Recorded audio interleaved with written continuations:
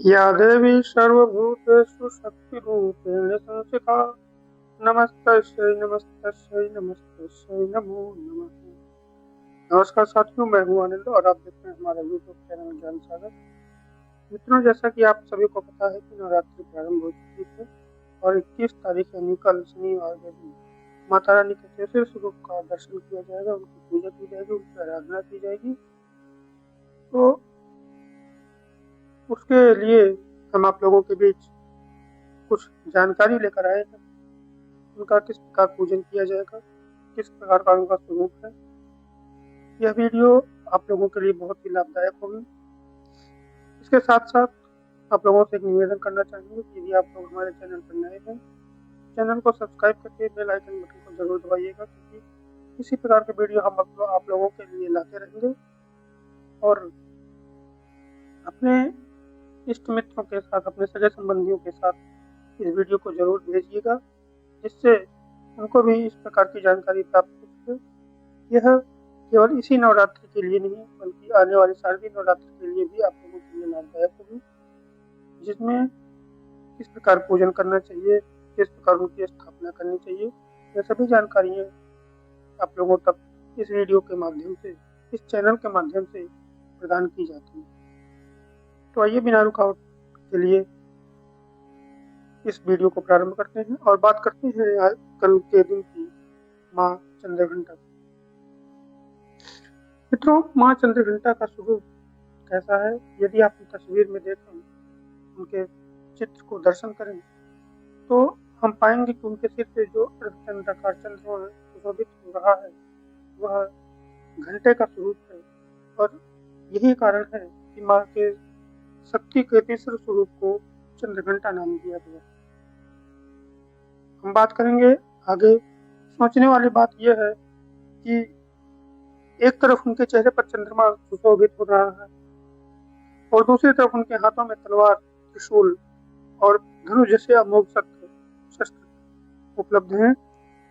कि वह हमें यह बताना चाहते हैं कि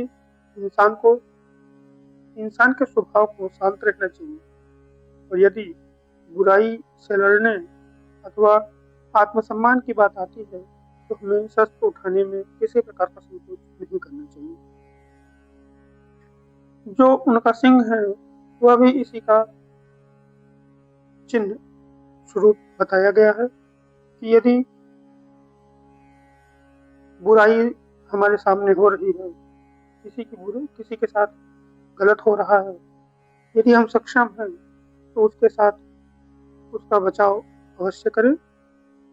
और उसके बाद हमें अपने स्वभाव को बहुत ही शांत अथवा संतुष्ट, निर्मल रखना चाहिए। यह माता के शस्त्र और उनका सिंह यह हमें संदेश देता है।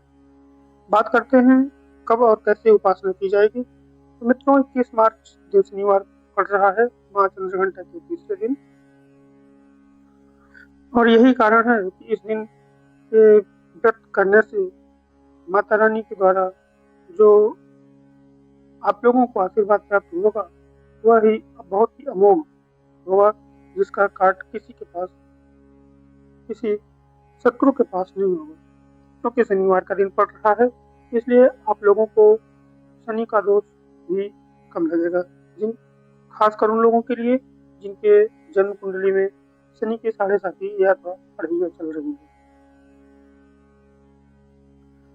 बात करते हैं शनिवार के दिन तृतीय तिथि का प्रारंभ हो रही है।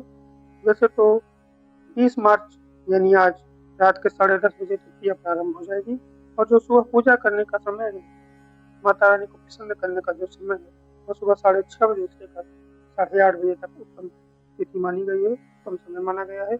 इस समय आप लोग पूजन पाठ करके माता रानी को प्रसन्न कर सकते हैं।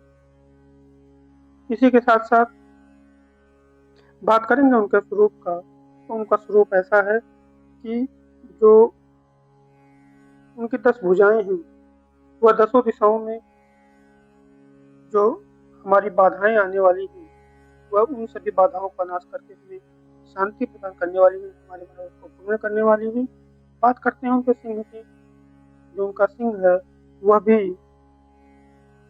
राजसी ठाठ और निर्भयता का प्रतीक माना गया है।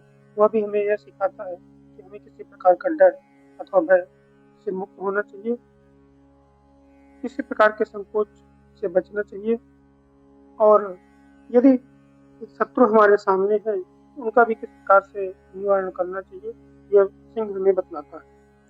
बात करेंगे उनके मस्तक पर अर्धचंद्रमाकार की। मित्रों, जो उनके मन में मस्तक पर अर्धचंद्रमाकार है, जिनके कारण उनका नाम चंद्रघंटा पड़ा, तो चंद्रमा को मन का प्रतीक माना गया है, इसलिए कि मन पर विजय प्राप्त करने के लिए चंद्रदेव का आह्वान किया जाता है।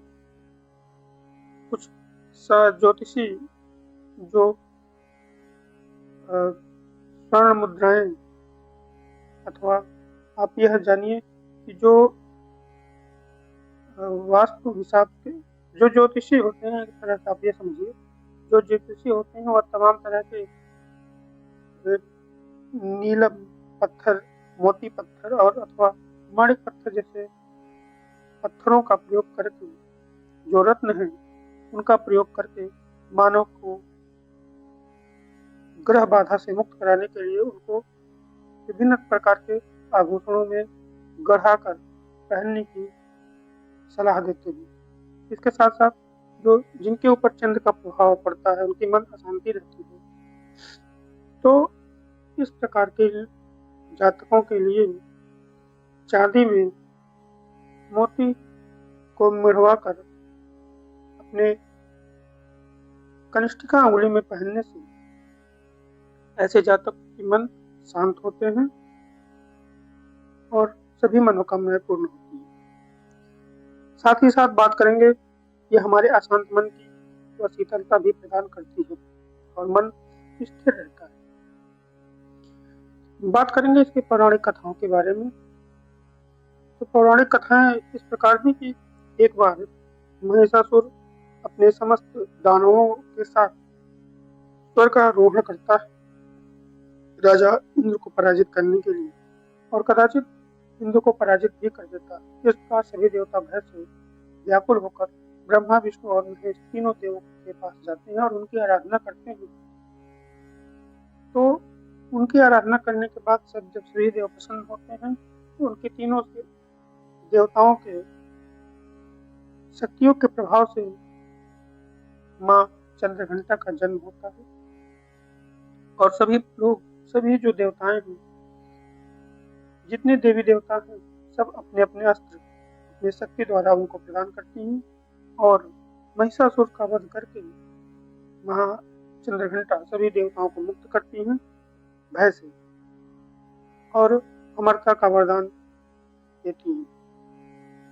तो इस प्रकार पौराणिक कथाओं में कई सारी कथाएं हैं जिनमें माँ चंद्रघंटा का अनेक प्रकार से उपदेश अथवा उनकी महिमा का वर्णन किया गया है। तो आइए आगे जानते हैं कि हमको माँ चंद्रघंटा की पूजा किस प्रकार करनी है। सबसे पहले अपने नित्य क्रिया से निमित्त होकर सुबह स्नान ध्यान करके माँ के स्वरूप के सामने शुद्ध आसन बिछाकर बैठ जाना है। अपने मन को पवित्र करना है, अपने शरीर को पवित्र करना है और अपने आसन को भी पवित्र करना है। उसके साथ साथ आप लोग माता रानी के स्वरूप के सामने शुद्ध देसी घी के दिए अर्पण कर सकते हैं और साथ ही साथ उनको चमेली का फूल अर्पण कर सकते हैं। बात करते हैं उनके भोग की। उनके भोग में आप खीर अथवा दूध से बने पेड़े का भोग लगा सकते हैं। इस प्रकार के पूजन से माँ अत्यंत प्रसन्न होती हैं और अपने भक्तों की भावना को देखते हुए उनको फलस्वरूप आशीर्वाद प्रदान करती हैं। तो कुछ लोगों के पास जैसे दूध की अनुपलब्धता होती है, इसके साथ साथ जो काम करने वाले लोग हैं, जैसे समय के अभाव में माता रानी का भी आशीर्वाद लेना है और अपनी दिनचर्या के कार्य में भी संलग्न होना है, इस प्रकार के लोग चीनी और शहद मिलाकर माता रानी का भोग लगा सकते हैं। इसमें किसी प्रकार का कोई रोषण नहीं है। बात करते हैं माता रानी के किस प्रकार का भोग लगाया जाएगा, किस प्रकार का पूजन किया जाएगा और किस कौन से मंत्र हैं जो माता रानी को प्रसन्न करने के लिए बोला जाएगा और अथवा उनका जप किया जाएगा। तो ओम देवी चंद्रघंटायै नमः।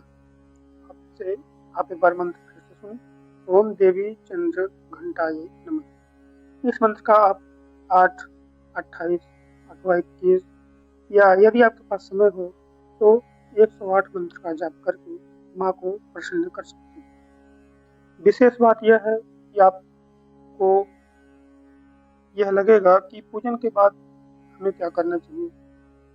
पूजन के बाद हम सभी को क्षमा प्रार्थना जो हमारे शास्त्रों में बताया गया है उस हिसाब से उस समयानुसार उस क्षमा याचना के मंत्र को पढ़कर